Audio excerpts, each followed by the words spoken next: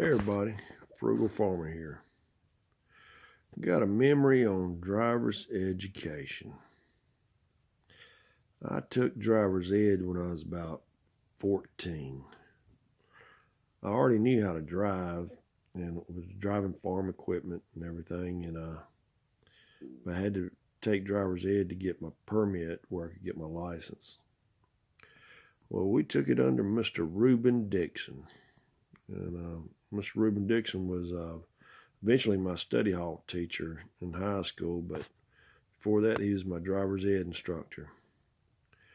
There was 3 of us, and I can't remember the other guy's name. I think his name was Bobby. There was Bobby, Ronald, and myself. Ronald was about 19 or 20, and back then I think you could, after a certain while, you could just get your license, but he was caught in something where he had to take driver's ed, and he'd been driving around anyway for a long time, but Ronald was taking it. Well, Bobby wasn't such a good driver, and Mr. Dixon, he was forever getting on to him.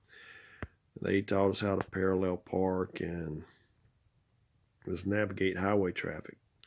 Well, where I live at, I'm just a couple hours from the beach on 74. Well, Mr. Dixon liked getting us on 74, especially if Ronald or I were driving, because we were better drivers, and sometimes Mr. Dixon would go to sleep.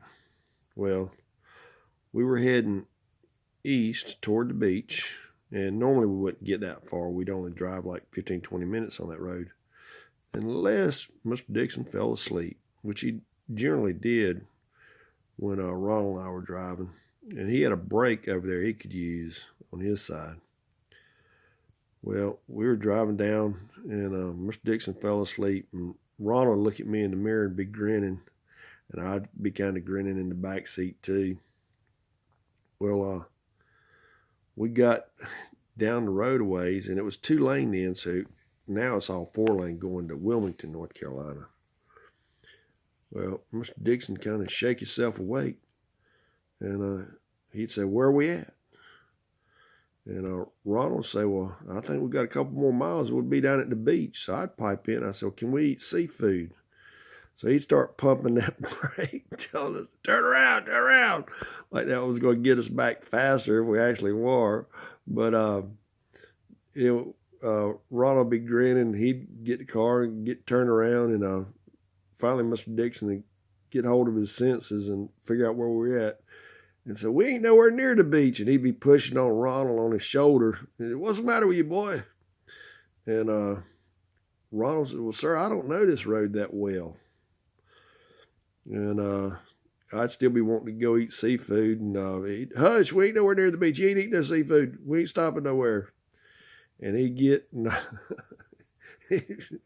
his nerves would be slammed, tore up, but not from Ronald's driving, but just from him thinking. And we did that 3 times. Finally, he told us he was going to flunk us if we did it anymore, so we quit doing it. And one day, Ronald and I were riding in the back seat, and Bobby was driving.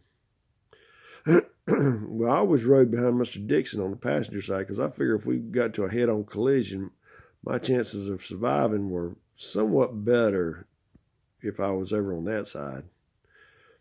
And gosh, Bobby was all over the road, and Ronald and I were looking at each other. You could tell he was scared too, and I was scared. He leaned over and kind of whispered. He said, "If we don't make it back, tell my mama I love her." For whatever reason, that just caught me as funny. And I started snickering and laughing. And Mr. Dixon wanted, "What's wrong with y'all? Why y'all laughing like that? What's going on? Tell me." And we were just, nothing. And so finally I stifled my laughter. And Bobby, he was all over the road, and Mr. Dixon was just giving him down the road. But I eventually passed and was able to get my license. And it used to be kind of funny. Mr. Dixon would carry me back to the house, and I'd get out, walk over to the tractor, and have to jump on the tractor and start busting land or something. But there's some old memories there. Thanks for stopping by. Oh, I was going to give you some history on driver's ed. Do y'all know when driver's ed was started? Actually, it started around 1909 and 1910 in the United Kingdom. They taught people how to drive and how to work on cars and do maintenance on them.